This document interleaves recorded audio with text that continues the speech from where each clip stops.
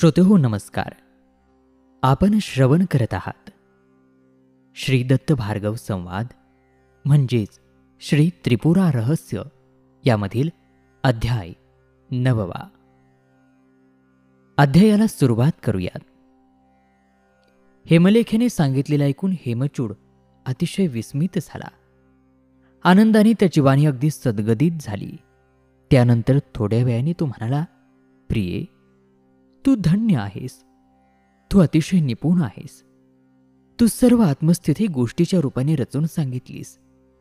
तेव्हा तुझ्या या ज्ञानाची थोरवी मी किती वर्णन करू.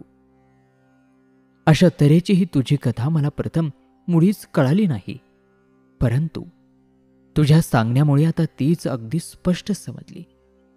मला तिचे स्मरण होत आहे, अनुभव येतो आहे. हा लोकव्यवहार किती अद्भुत आहे. अहो पण प्रिये, ती पराचित्ती कोण आणि ती आपली माता कशी? तिच्यापासून आपला जन्म कसा झाला? आम्ही कोण आहोत आणि आमचे स्वरूप तरी काय ते मला सांग बरे. दत्तगुरु म्हणू लागले, परशुरामा, असे विचारल्यावर हेमलेखा पतीला म्हणाली, प्राणनाथ, हा विषय फार गूढ आहे. मी समजावून सांगते, मात्र आपण फार जपून श्रवण करावे. प्रथम आपली बुद्धी अतिशय शुद्ध करा. तिच्या योगानेच आपण आपल्या आत्मेच्या स्वरूपाचा नीट विचार करा. नाथ, हे आत्मतत्व दिसण्याजोगे नाही किंवा सांगण्याजोगेही नाही, तेव्हा मी ते कसे निरूपण करावे? अशा त्या आत्मस्वरूपाचे आपणाला ज्ञान होईल तर आपण आपल्या मातेला ओळखाल. पण प्राणनाथ, या स्वरूपाच्या ठिकाणी कोणाचा उपदेश चालत नाही. यासाठी कोण उपदेशाची अपेक्षा न करता शुद्ध बुद्धीच्या आश्रयाने स्वतःच आपण आपल्या स्वस्वरूपाचा शोध करा.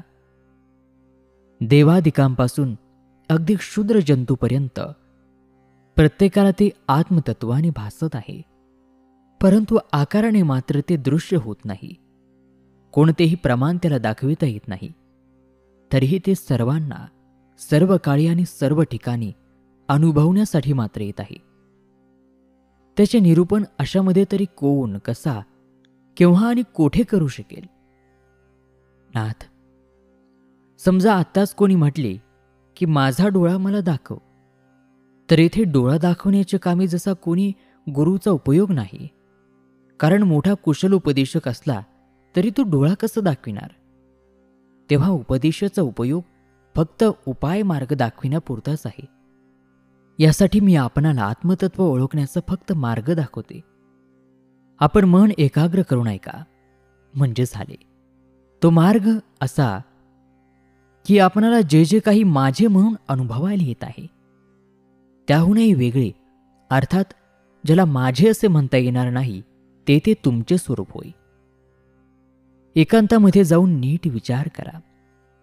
ज्याला ज्याला म्हणून माझे असे म्हणून म्हणता येईल त्या सर्वांचा त्याग करून त्याहून भिन्न असलेल्या स्वस्वरूपाला चांगले शोधून पहा.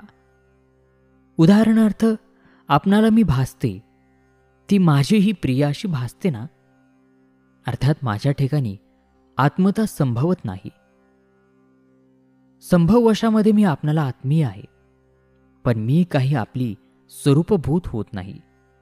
याप्रमाणे हे सर्व मम भय दूर करून शेवटी ज्याला त्याग करता येत नाही अशा स्वरूपाचा शोध घ्या आणि परमकल्याणाला पोहोचा. हेमलेखेने इतके सांगितल्यावर राजपुत्र हेमचूड तात्काळ उठला आणि इकडे तिकडे काही न करता चटकन घोड्यावरती स्वार होऊन नगराच्या बाहेर आला आणि आपल्या रम्य उद्यानामध्ये शिरून त्याच्या अंतप्रदेशी असलेल्या स्फटिकाच्या मंदिराच्या उच्च गच्चीवर चढून गेला.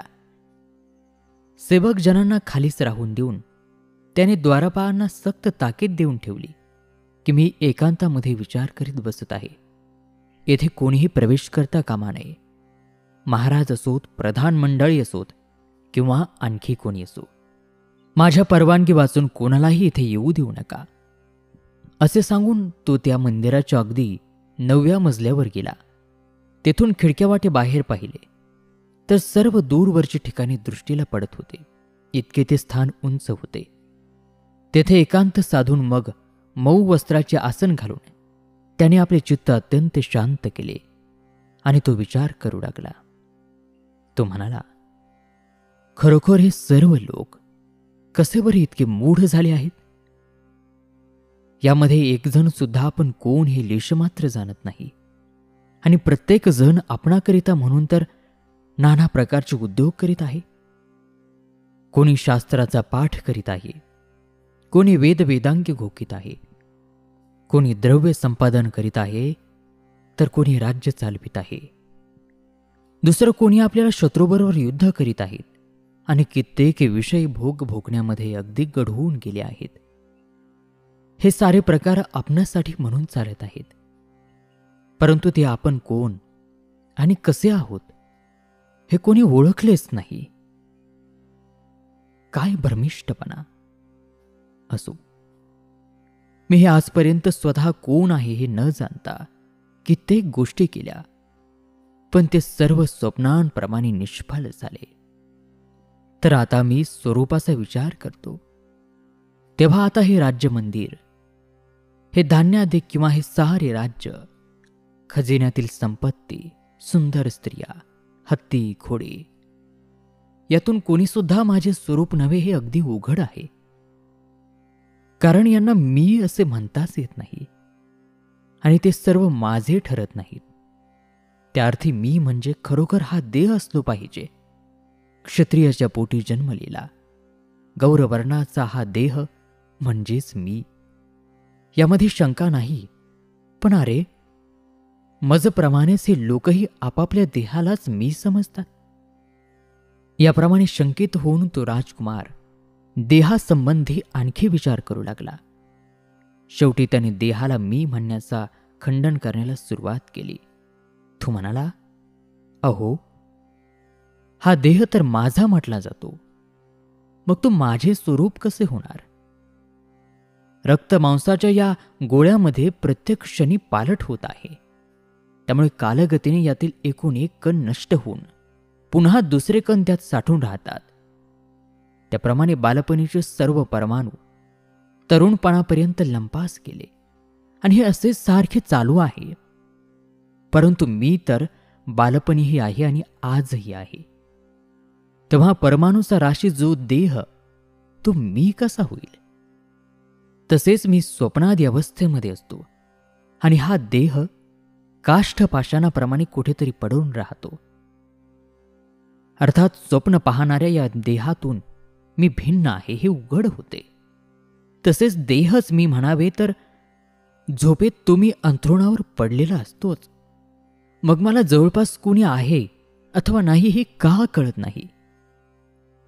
त्या अर्थी हे जाणणारा मी कुठे अन्यत्र असतो असे म्हणावे लागते. अथवा मी असतो हेच कशावरून?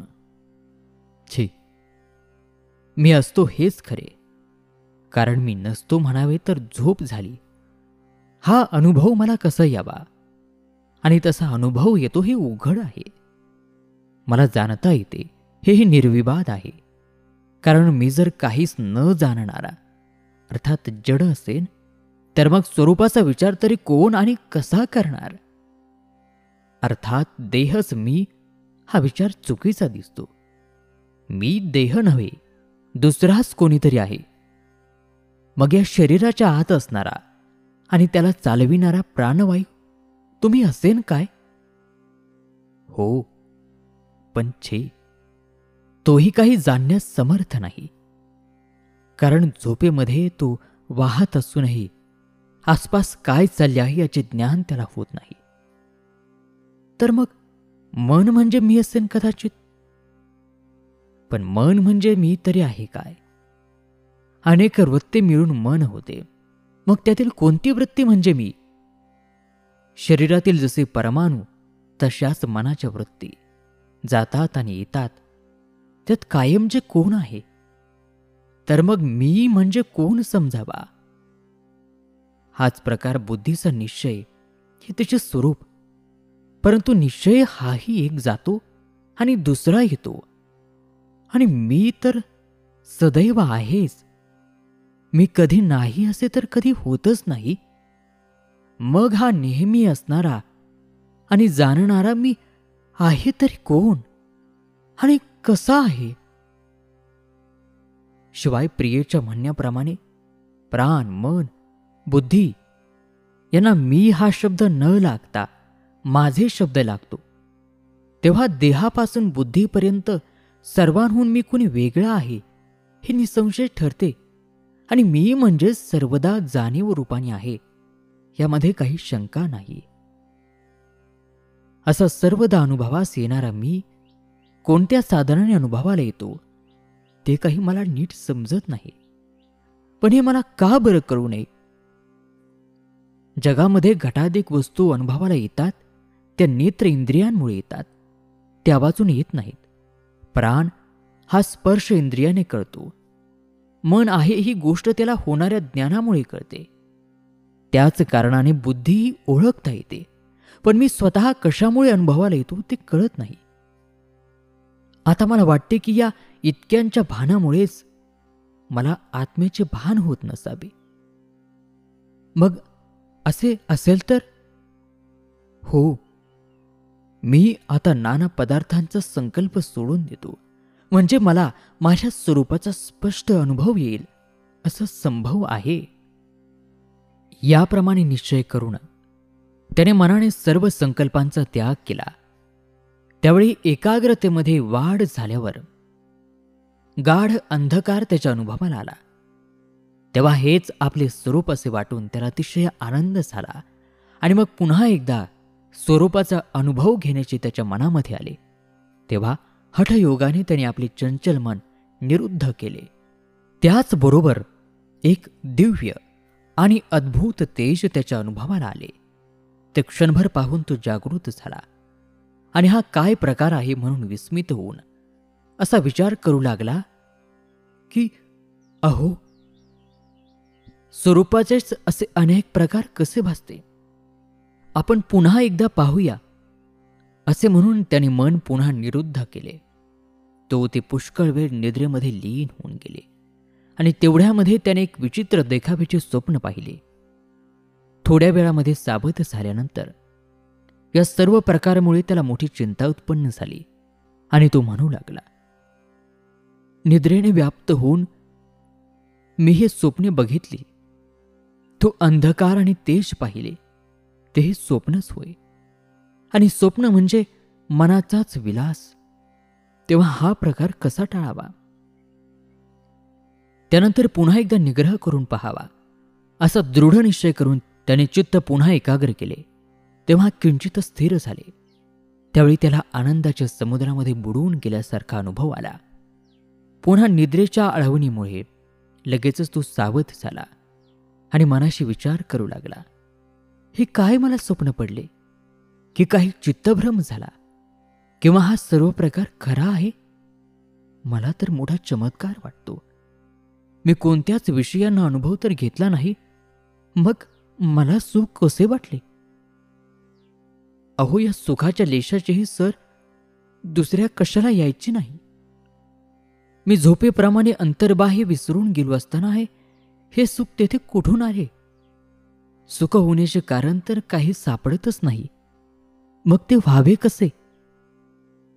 आत्म्याच्या शोधासाठी तर मी प्रवृत्त झालो, परंतु तो प्राप्त झालाच नाही आणि काही निरनिराळे प्रकार मला दिसून आले. हे काय बरं असावे? मग काय, प्रकाश हा आत्मा की अंधकार हा आत्मा, किंवा सुख हा आत्मा की दुसराच कोणी आत्मा आहे, किंवा ही सवय स्वरूप आत्म्याची आहेच? छे, याचा निर्णय होत नाही तर आताही आपल्या चतुर प्रियेलाच विचारावे म्हणजे बरे. आणि याप्रमाणे निश्चय होताच राजपुत्राने द्वारपालाला बोलवले आणि हेमलेखाला आपणाकडे घेऊन येण्याचा त्यांनी हुकूम केला. थोड्याच वेळामध्ये द्वारपालाने सांगितलेल्या निरूपावरून ती ज्ञान मनोहर रमणी त्या स्थानी तेथे आली आणि तो तेथे राजपुत्र हेमचूड शांत चित्ताने एका आसनावर स्थिर होऊन बसलेला तिच्या दृष्टीला पडला. त्यावेळी त्याचा श्वासोच्छवास अगदी संथपणे चालला होता. चित्त चलनरहित होते. सर्व इंद्रियगणांची उपसंहार झाला होता. हे पाहून ती अगदी जवळ जाऊन त्याच्या आसनावर बसली. ती जवळ येताच त्याने डोळे उघडले.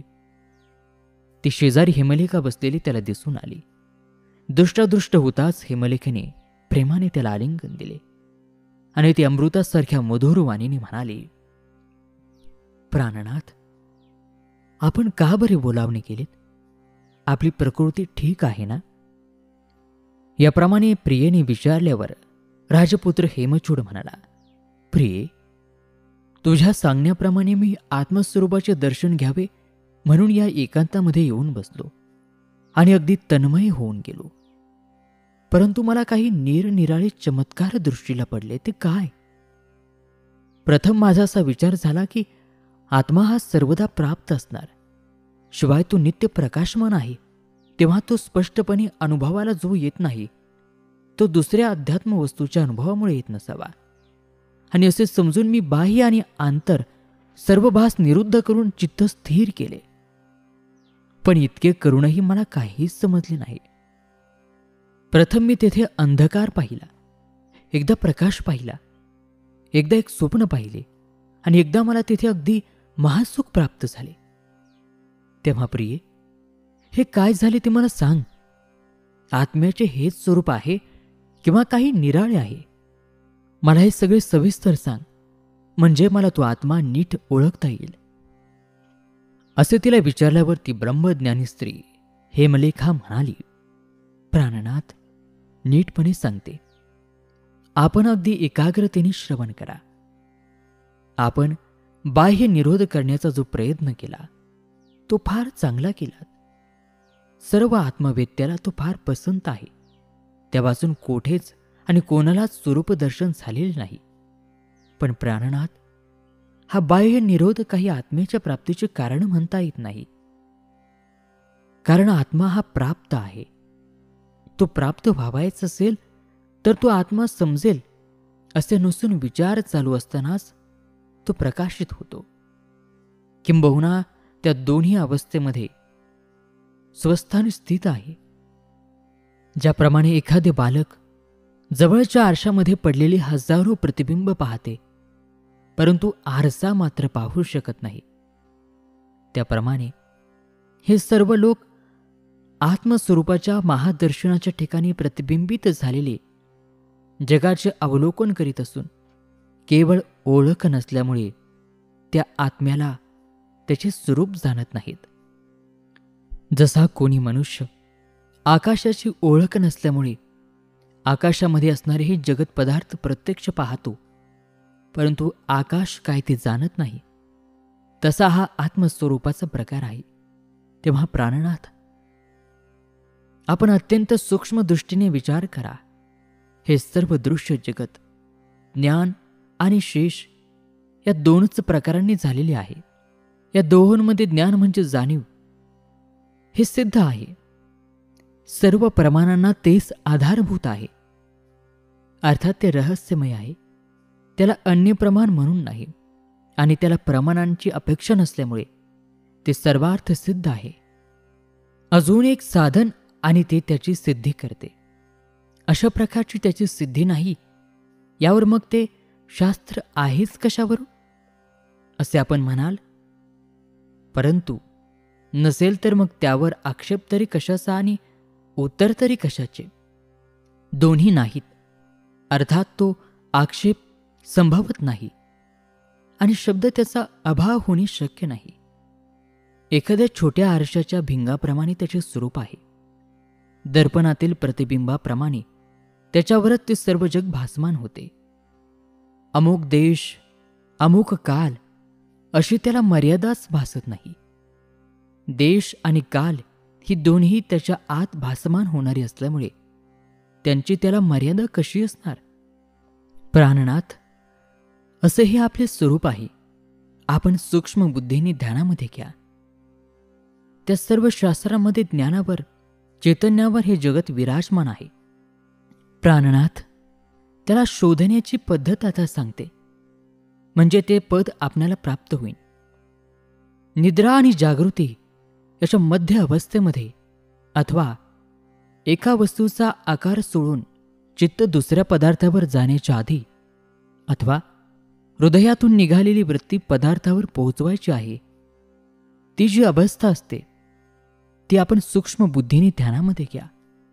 हेच परमपद आणि हेच आत्मस्वरूप. हे प्राप्त झाले असता पुन्हा म्हणून मोहित व्हावे लागत नाही. याच्या अज्ञानाच्या योगानेच हे जगत एवढे विस्तृत मोहित झाले आहे.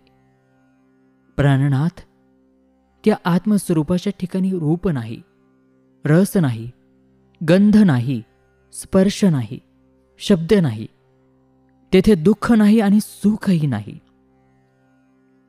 ते आत्मस्वरूप ग्राह्यही नव्हे आणि ग्राहकही नव्हे. तेच या सर्वांना आधार आहे. तेच ही सर्व रूपे नटते, अथवा त्याच्या ठिकाणी सर्वता मुळीच नाही असे म्हणता येते.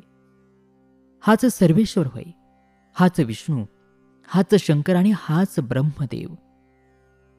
चित्ताला किंचित स्थिर करून केवळ सद्रूप आत्म्यानेच आत्म्याला पहा. चित्त दृश्यावरून काढून अंतर्मुख करून आता मी पाहतो, हाही अभिनिवेश अंधाप्रमाणे सोडून अगदी निश्चल होऊन पाहणे आणि न पाहणे या दोन्ही भावना विसरून मग जे कोणी असाल ते आपण आहात यासाठी विलंब न लाविता त्याच अवस्थेचे आपण सेवन करा.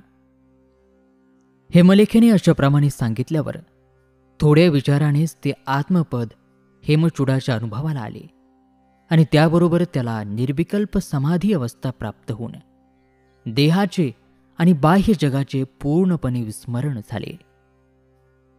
आणि श्रोतेहो, याचबरोबर श्री त्रिपुरा रहस्य अर्थात श्री दत्त भार्गव संवाद यातील हा 9वा अध्याय या ठिकाणी समाप्त होत आहे. उर्वरित कथाभाग पुढील अध्यायामध्ये. तोपर्यंत नमस्कार, धन्यवाद. श्री गुरुदेव दत्त.